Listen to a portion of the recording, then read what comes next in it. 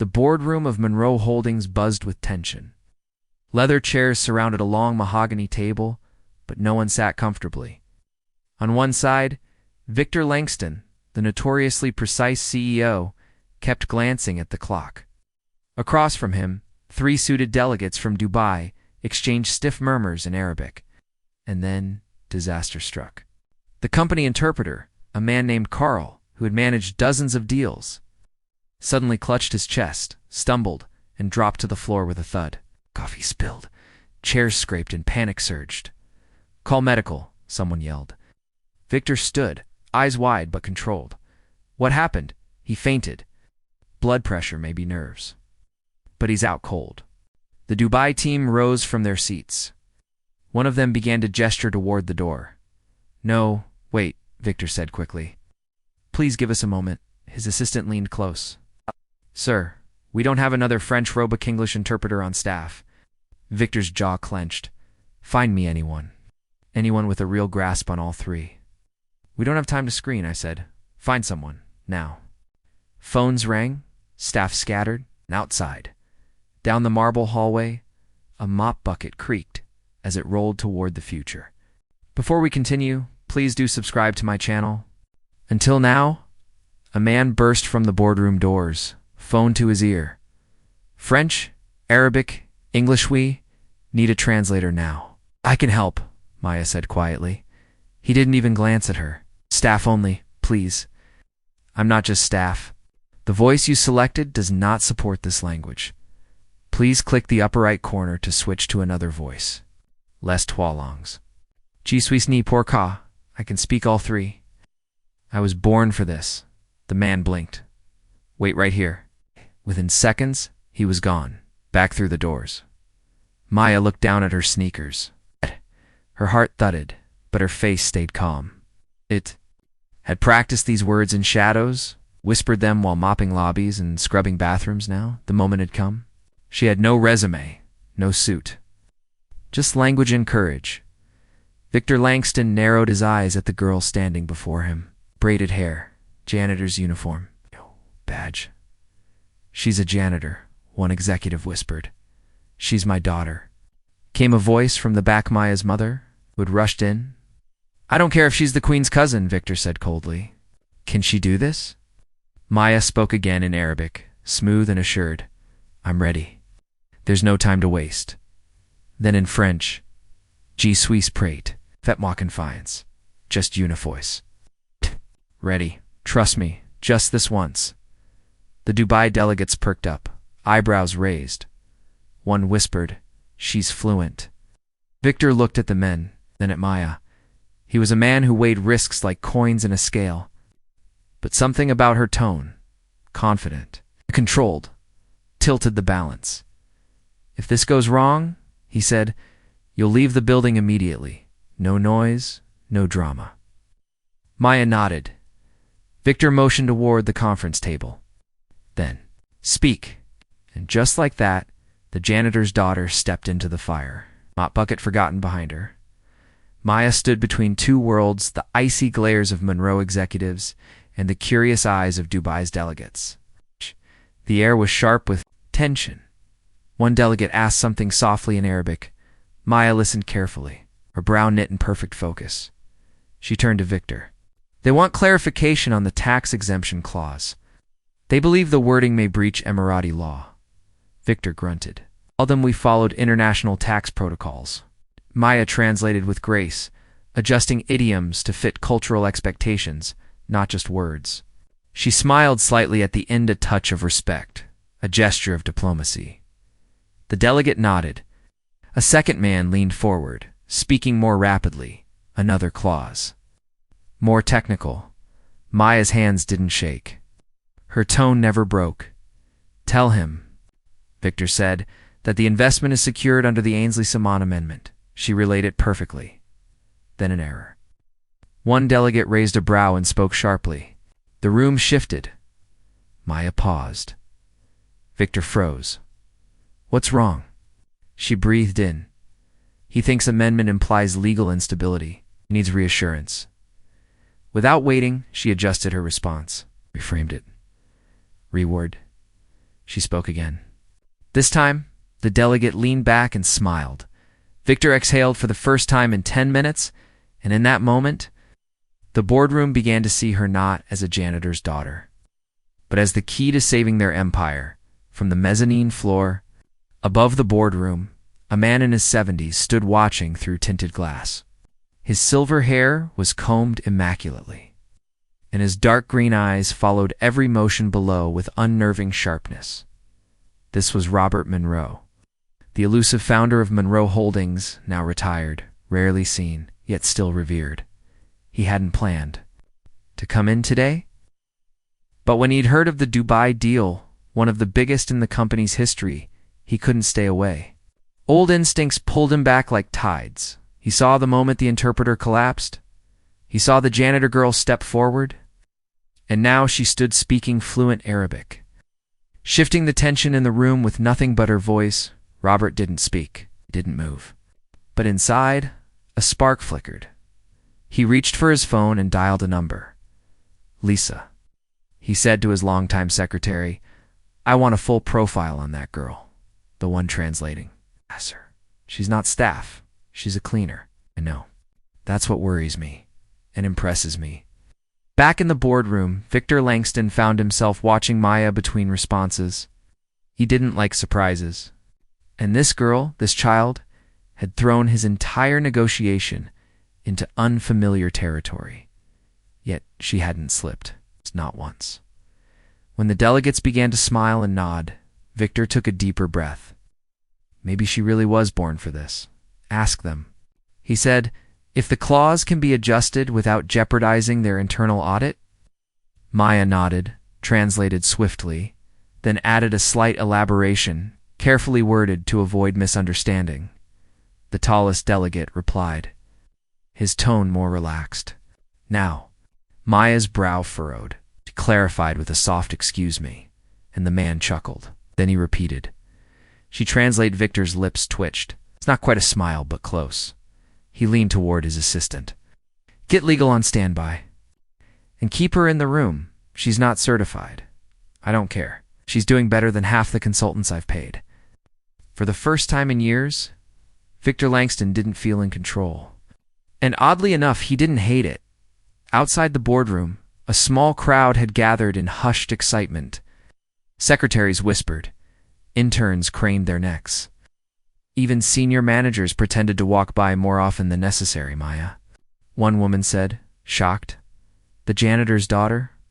She's what? 17? Fluent in 3 languages? I heard it myself." Bah. In the break room, her mother sat on a bench, eyes fixed on the closed boardroom doors. Imop leaned. Against the wall, forgotten. Supervisor approached with a clipboard. "Is that your girl in there?" he asked gently. She nodded, speechless. He rubbed his neck. Should have told her she was gifted. "I did," she whispered. No one ever listened. Down the hall, a PR manager was already drafting press responses just in case. "This works," she muttered. "We're pitching it as diversity, as innovation. Janitor's daughter saves billion-dollar deal. It's gold." But not everyone was thrilled in a corner office. Miranda Langston, Victor's niece and head of public relations, stared out the window, fuming. "She made my uncle look weak," she snapped. "And now she's a hero?" Her assistant blinked. "I thought she was impressive." "She's a nobody," Miranda hissed. "And she's not staying." Inside the boardroom, Maya continued translating with fluid rhythm. Victor spoke. The delegates responded. She carried their words like bridges, never letting one crumble. Finally, the lead delegate stood. "We will proceed," he said in English. "This young woman has done a remarkable job." Victor rose too. "Monroe Holdings, thanks you." They shook hands. Photos were taken. Contracts signed. Maya stepped back quietly, folding her hands. The tallest delegate turned to her and smiled. "What is your name?" She hesitated, then replied, "Maya Elamine." "Shh." He nodded. "I will remember it." And with that, the delegates exited, satisfied and calm. Victor turned to Maya. For the first time, he extended his hand. "Well done." She shook it, stunned. Her gloves were still damp from earlier. He leaned closer. Don't go far. Be speaking again. She walked out of the room. Maya didn't notice the founder still watching from above. But Robert Monroe saw everything, and deep inside, he knew. This girl had just shifted the future of the company. The elevator doors slid open with a soft ding, and Maya stepped in quietly. Her hands were still trembling, though her face remained composed. Inside, a few employees were already talking in hushed voices. That's her, someone whispered. The cleaner who speaks Arabic like a diplomat? No way. She's like 18. Kept her eyes low, holding on to the mop handle she had picked up again. She didn't know whether to feel proud or embarrassed. Half of her wanted to disappear. The other half, some brave part she'd long buried, wanted to look every one of them in the eye. But she didn't. Not yet. A young woman near the back, dressed in a sharp navy blazer, caught Maya's eye. You did well in there, she said. Quietly, not unkindly. Don't let them scare you. Maya managed to nod. Before the doors opened, the woman leaned closer and whispered, They're going to test you now. Be ready. And then, she was going to vanish into the crowd before Maya could even ask her name. Miranda Langston's heels clicked sharply as she walked into her office. A modern glass space with icy blue walls and not a hint of warmth. She flung her bag onto the desk and tapped her intercom. Get me legal, PR, and internal compliance. Now. Her assistant stammered over the speaker. Should I add your uncle to the call? No, Miranda snapped. He's already decided she's a prodigy. I need real assessments. She stared at a paused security feed, Maya translating fluently. Calmly, confidently, too confidently. She's not just a janitor's daughter, Miranda muttered. She's hiding something. A few minutes later, her conference call began. I want to know everything about this girl, she said. Background, education, certifications. If she's undocumented or unqualified, we have grounds to revoke whatever favor she's earned. But she's not an employee, someone said. Then she shouldn't be in a boardroom, should she? There was a pause. Find the dirt, Miranda said coldly. Everyone has some. Downstairs, the janitor, Mrs. El-Amin, was finishing her shift quietly. Her back ached. Her uniform smelled faintly of bleach. But her heart was light. She hadn't dared to look into that room when the doors finally opened. She didn't know what had happened. All she knew was that her daughter had been called into a world where they had always been invisible, just as she finished cleaning the break room.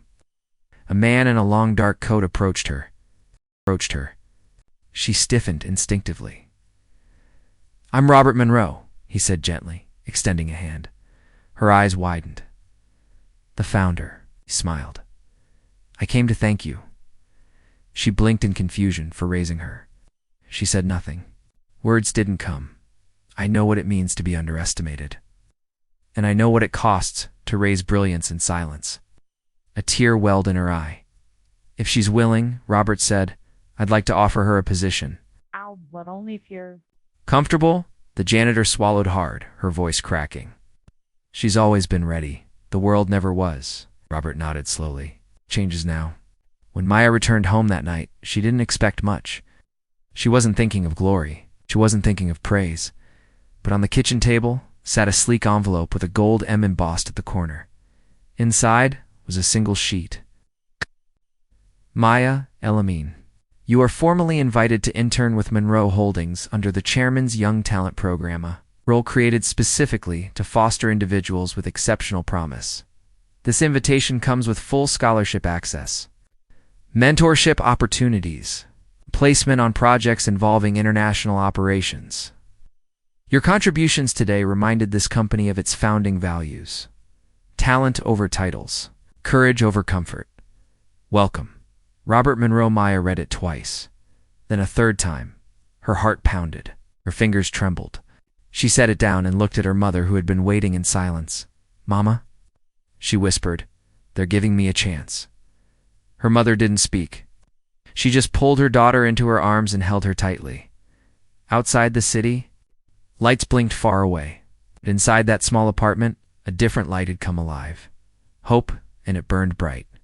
Maya walked through the polished glass halls of Monroe Holdings, no longer in her cleaning uniform, but in a neatly fitted blazer. Borrowed from a cousin? Her shoes still pinched her toes, and the ID badge clipped to her shirt felt heavier than it looked. As she passed, heads turned, some out of curiosity, some out of disdain, some out of calculation. Her desk sat between two established departments international, ops and legal strategy. She was neutral, but everyone knew it was a test. A daily observation of how she handled pressure, scrutiny, and the hidden claws of corporate culture. On her very first morning, someone slipped a note on her desk. It said, "Watch your back." Not everyone likes miracles. Maya folded the note quietly and tucked it into her pocket. Then she got to work, in a glass-walled boardroom above. Miranda Langston watched from a camera feed. "She's settling in too well," she muttered too.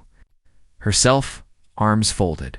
She's not stumbling. She's observing, calculating. Her assistant looked hesitant. She's been attending early calls, delivering excellent translation notes. And legal flagged no irregularities in her past. She's clean. It's clean, Miranda snapped. No one from her background just walks into this world without messing up. Then her lips curled into a cold smile. Fine. If the usual stress doesn't crack her, we'll let the sharks in, ma'am. Assign her to the Perez acquisition project and leak it to the interns she just replaced. You want them to? Want them to act like interns? The assistant paled. Yes, ma'am. Later that week, Maya found herself surrounded at the copy room. 3 interns, 2 in power suits. One with perfectly styled curls, and an expensive watch stood around her like a wall. So, one said, "You're the janitor's daughter. Everyone's talking about." Maya didn't look up. She focused on the copies sliding out of the machine. "Listen," the curly-haired one added. "This isn't high school, sweetheart. This is Monroe Holdings. We worked years for this. You just mopped the right floor at the right time." "I speak 7 languages," Maya said softly. "Oh wow," one scoffed. "I can order a croissant in French too. Big deal." She finally turned around, meeting their gaze. "If you have a problem, take it up with Robert Monroe." Silence. "Fell? You think being close to him protects you?" one said. Maya didn't flinch. "No. But it reminds me that I don't have to be afraid of you." And with that, she walked away, heart pounding, legs shaky but back straight. That same day, as Maya checked her shared inbox, she found a file with her name on it. She opened it tanned. Her stomach dropped. It was confidential material from the Perez deal, with her name listed as the one who accessed it. Her hands trembled. She hadn't touched that file. She hadn't even been briefed on the project yet. The system logs confirmed it, had been opened from her login. She stared at the screen, heart racing. It was a trap. A very, very expensive one. A knock at her desk startled her. It was Miranda Langston. "We need to talk," Miranda said icily. "Now." Maya sat across from Miranda Langston in a silent, windowless meeting room. There was no polite greeting, no coffee. Just tension so thick you could cut it. Miranda slid the folder across the table. "I'm not accusing you yet, but this file was accessed with your credentials. It's proprietary. It wasn't yours to see." Maya's voice came out steady, though her throat burned. "I didn't open it." Miranda raised a brow. "How convenient. I haven't even been given clearance for the Perez deal yet. And yet the log says otherwise." Miranda leaned forward. "Look, Monroe Holdings is generous, but not naive. You've gotten further than anyone expected. Maybe that's made you reckless." Maya didn't reply. "You're dismissed for." The day Miranda said coolly, "But no, this your storybook miracle can end as fast as it began." Maya stood slowly. "I'd suggest checking which system logged that file, from which terminal." And with that, she left again, shaken but never broken. That evening, Maya received a text from a number she didn't recognize. "Still standing?" Adam Monroe, her heart paused. Adam Monroe was Robert's son, chief of innovation, known for his quiet brilliance, an even quieter judgment of people. Why was he texting her? Minutes later, her desk phone rang. "Maya?" Adam's voice was calm. "I saw the audit flags. It just sent me the logs. She blinked. Why are you involved? 'Cause someone's using our servers to mess with you, and that makes them sloppy or stupid. Silence. Also, your janitor uniform is still in the locker room. You forgot to take it home. Yes, smiled despite herself. I guess old habits die hard. The next day, Robert Monroe himself called her in. He listened quietly as she recounted the file tampering. No emotion showed on his face. Then he said, You know, Maya, when I gave you this opportunity, I expected sabotage. This place doesn't run on merit, too. Then why give me a chance at all? She asked. Because every storm needs a lightning rod. She frowned. You wanted them to come after me? I wanted to see who would. He leaned back. The wolves always reveal themselves when they smell something pure. Her stomach twisted. You're being watched, but so are they. Afternoon. An internal email leaked anonymously. Attached was a screenshot of Miranda, Langston's assistant, logging into Maya's account from a third-floor terminal. Time-stamped, traced, exposed, within hours. Whispers floated through the office by sunset. Miranda was on leave. The trio of interns were rotated out of the Perez deal, and Maya, she received a quiet visit from Adam Monroe. You still standing? He asked, hands in his pockets. She nodded. Tired? Yes. Scared? She smiled faintly. Not anymore. He offered his hand. Good. Then welcome to real power. The next morning, as Maya entered the building, the marble lobby echoed beneath her quiet heels. She tapped her badge at the elevator. It opened, and there she was, Vanessa Greer, head of international accounts, impeccably dressed, stone-cold face. The kind of executive who could ruin a career with a glance. Miss Thomas, Vanessa said coolly. As the door slid shut, walk with me. Maya nodded, standing tall. As the elevator rose, Vanessa didn't blink. You're making noise? That's dangerous. I didn't plan the drama. No, but you're thriving in it. Men like Robert, they like that? Maya didn't respond. Vanessa leaned closer, voice low and sharp. Be careful, Maya. They make examples of women who rise too fast. Then she smiled. But if you're smart, you'll let me teach you how to survive. Later that day, an envelope appeared on Maya's desk. No name, just gold embossed initials. MH inside was an invitation. Private luncheon, founder suite, 1 p.m. That suite was legendary, only top partners ever stepped foot inside. She climbed the stairs slowly, heart pounding. Inside, the view overlooked the city, and sitting by the window, sipping espresso, was Robert Monroe. He gestured toward the seat across from him. Sit, eat, listen. Maya sat. You survived the wolves, he said. Now I need you to lead the sheep. I don't follow. He leaned in, voice suddenly soft. The company's restructuring. The press doesn't know yet. But I need someone smart, clean, and underestimated. Someone who knows what it's like to be invisible. Maya blinked. Are you promoting me? No, Robert said. I'm changing the game. I'm handing you a team. Within a week, Maya was overseeing a brand new internal unit. All the recruits, quiet talents, overlooked interns, 2 black analysts who'd been trapped in support roles for years. A neurodivergent coder. A shy researcher with a stutter. The people. The system ignored. Now, the answer to Maya. She walked into their new wing, holding the access cards. I'm not your boss, she said gently. I'm your shield. One of the analysts, Tasha, whispered, You think they'll let this? Last, Maya smiled. I don't care if they do. We'll leave a trail they can't erase. As the sun dipped behind the skyline, Maya received a call. Unlisted number. A woman's voice. Cold, crisp. They won't stop. Who is this? You need to know who really ordered the login fraud. It wasn't Miranda. Maya froze. Then who? There was a pause. Then the name came. Like a knife. Vanessa Greer. Click. Maya stood at the window, city lights flickering below.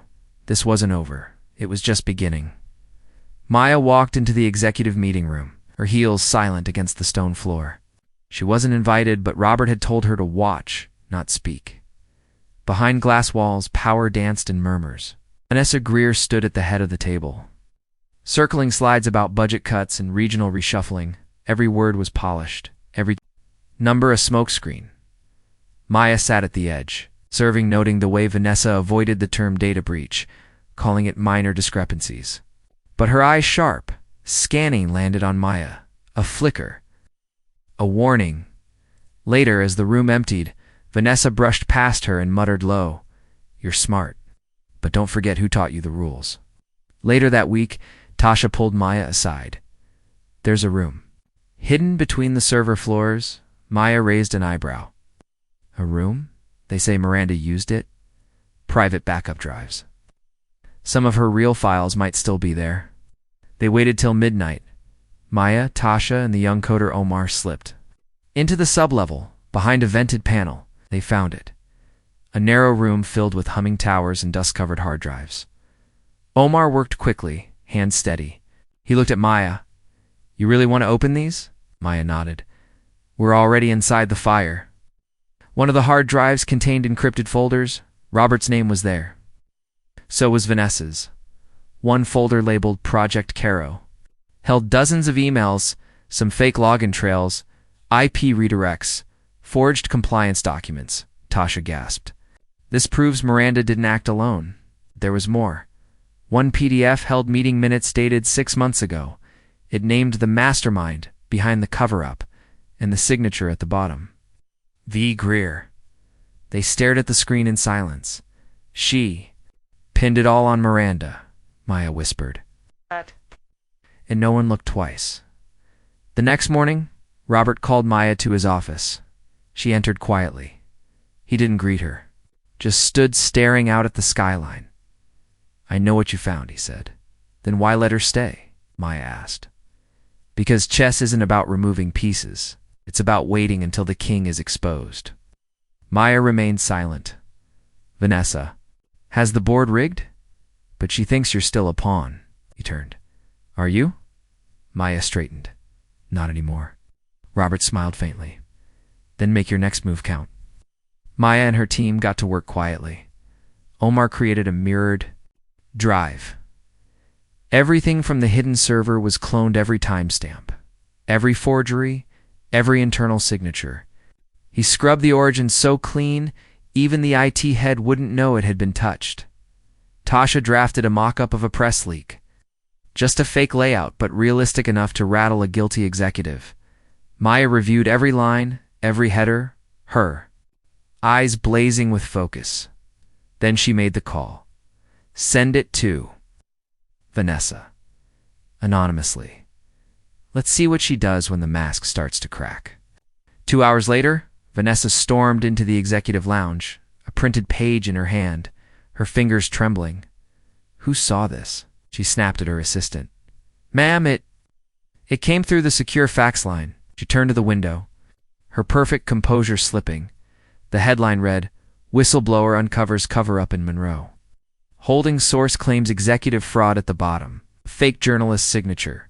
Arden Vale. Business Times. It wasn't real. But it felt real, and it was enough. Vanessa picked up her phone, dialed a number, her voice lowered. "We need to meet tonight. Usual place." From a dark hallway, Maya watched her, taped it. That evening, Maya followed Vanessa too. The rooftop bar of an old hotel downtown, dim lights, no cameras. Vanessa sat in a back booth dash waiting. A tall man joined her. White hair, navy blazer. Maya didn't recognize him. But Tasha, listening through a mic, gasped. "That's Wesley, Robert Monroe's cousin. He handles their offshore accounts." Maya moved closer, pressing her earpiece. Vanessa was whispering urgently. "They found something. Someone's digging, and it's pointed at me." Wesley was calm, and throw them off. "Use the girl, the new one." Vanessa paused.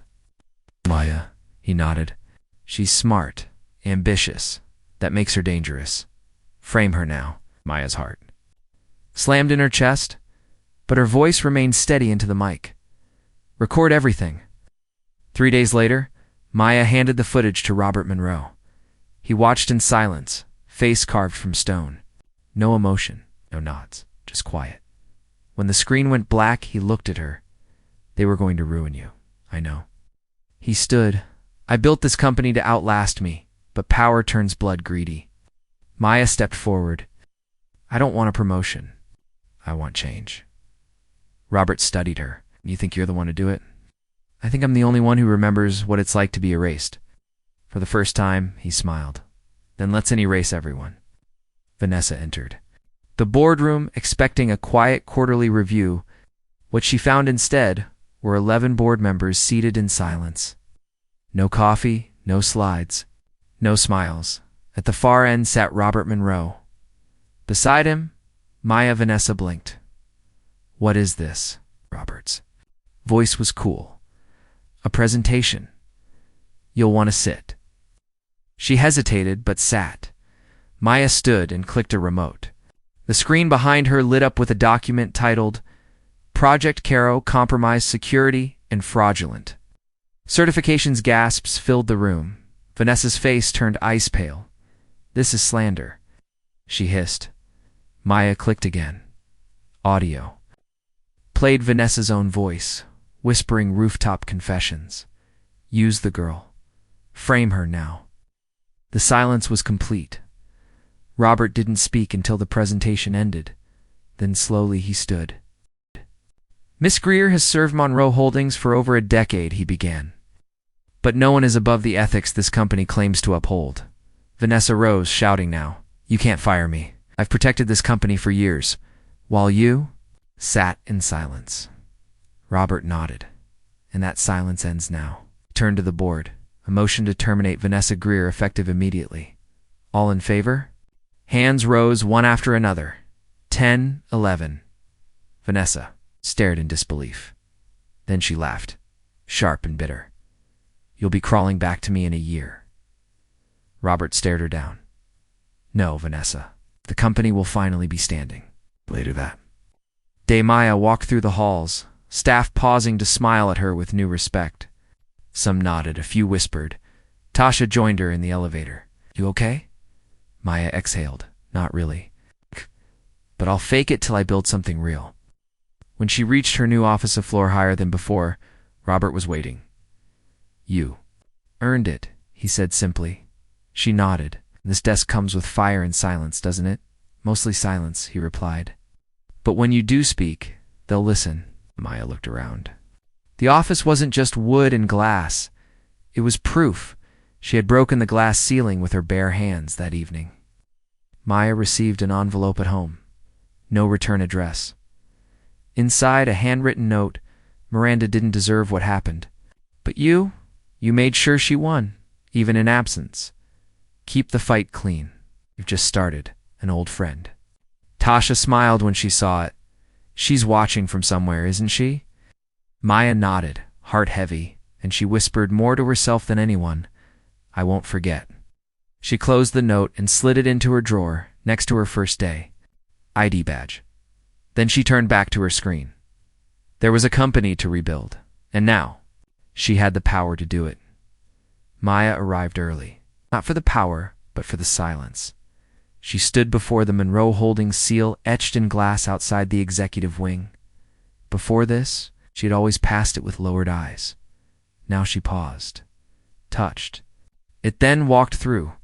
Her new office smelled like lavender and old money. A bouquet sat on her desk with a card. To Maya, the bravest soul we almost lost to shadows. Never dim your light again, HR team. Her eyes softened. She placed the card next to her, framed. Picture of Miranda. She made time that afternoon. A quiet visit to the basement file archive. The same dusty hallway where she had once stood, humiliated as Vanessa threw a folder on the floor for her to pick up. She walked to that exact spot and stood still. Then she knelt not to pick up anything but to leave something behind. A note, it read, to the next woman they underestimate. You are not here to prove your worth.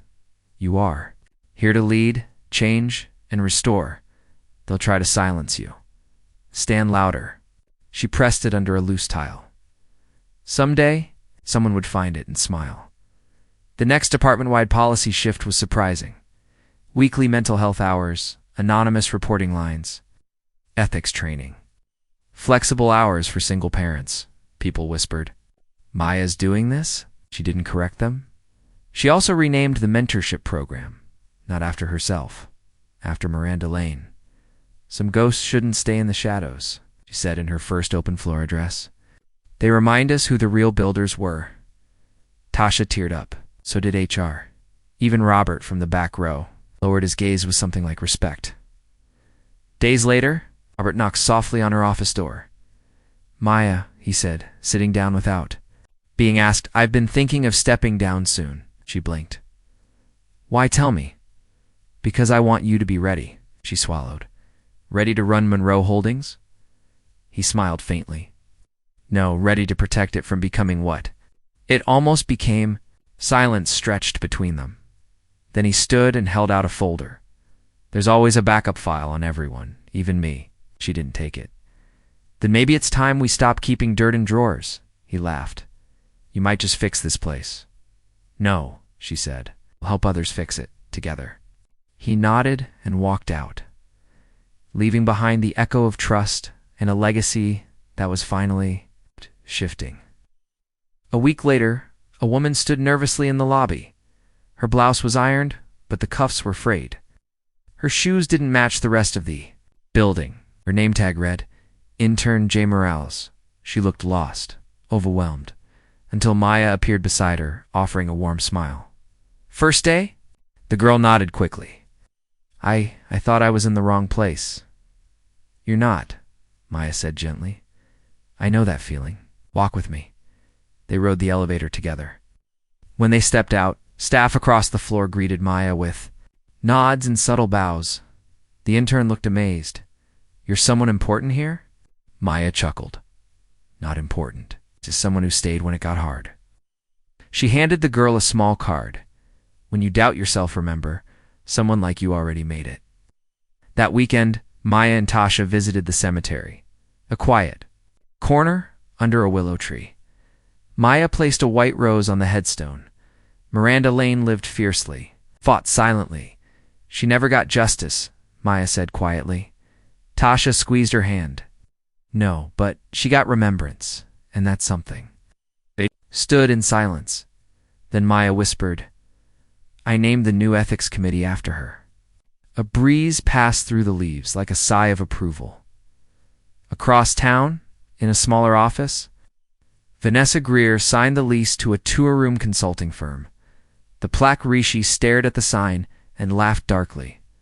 No staff, no driver, just silence. And a stack of rejected emails. She poured herself a cold drink. But it fizzed too fast, spilling over her fingers. She looked at it for a moment, then whispered to herself, well, karma always has great aim. She sipped it bitterly and got back to work. A year had passed. Monroe Holdings. Gala had never felt like this. The room was full, but not just with old money and slick suits. There were teachers, cleaners, interns, single mothers. The speaker list included a deaf programmer Maya had hired, and a refugee intern who now ran the diversity division. Tasha gave the opening speech. Then, Robert, now retired, stepped up to introduce Maya as she walked onto the stage. Applause thundered. She stood tall in a deep navy suit, the Monroe seal. Behind her, I was once a forgotten woman in this company, she began. And now I remember all the others who still wait for a door to open. She paused. Tonight we don't celebrate titles. We celebrate impact. And for the first time, the Monroe Hall didn't echo with hollow applause. It roared with unity. Weeks after the gala, an exclusive feature went live on a major business news site, the founder's wife who changed the company without ever using her name. Article traced Maya's journey, from intern to nobody, to insulted coffee girl. To the heart behind Monroe Holdings' cultural rebirth, it revealed a quiet truth. Robert had kept hidden for years. Maya wasn't just a talented woman from humble beginnings. She was the late founder's wife, the very woman Monroe Holdings had once turned its back on. Screenshots flooded social media. Is this real? Wait, she was the wife they iced out? Vanessa's name trended again this time, not with shock, but with national scorn. In the days that followed, Monroe Holdings released a heartfelt video tribute. Clips of Maya's speeches, interviews, staff whose lives she changed. Footage of her sitting with janitors, laughing with interns, working late beside accountants. The final frame read, "Sometimes the most powerful leaders start where no one looks." Donations poured into the Miranda Lane Foundation. Job applications tripled. Corporate panels invited Maya to speak. She declined most of them. "I'm not here to be famous," she told Tasha. "I'm here to finish what we started." One breezy Sunday, Maya sat on a park bench. No makeup. Just herself. A young woman sat beside her, watching a child play. She glanced at Maya, then froze. "You're her, right?" "The woman from that video?" Maya smiled faintly. "Depends. She's someone kind. She changed my life. I applied too." "Monroe, after seeing your story, I got the job. It's wonderful. I just wanted to say thank you." The woman stood to leave, then paused. "By the way, what was it like being the founder's wife?" Maya looked up at the sky. "It was like being invisible, till I remembered I could see myself." Inside Monroe's new headquarters, just beside the boardroom, was a wall made of glass tiles, each one etched with a name, not of executives, but of people once overlooked. Miranda, Tasha, Ellis, Janine, the cafeteria staff, junior interns, deaf, coder, a single mom, and in the center, Maya Lane below it, a quote etched forever. They tried to bury her, but she was a seed. The company that once silenced her voice now carried her story as its mission. And in quiet corners, where new interns walked, whispers often passed. "You see her? It's the woman who took a Coke to the face and built a legacy out of it." The end.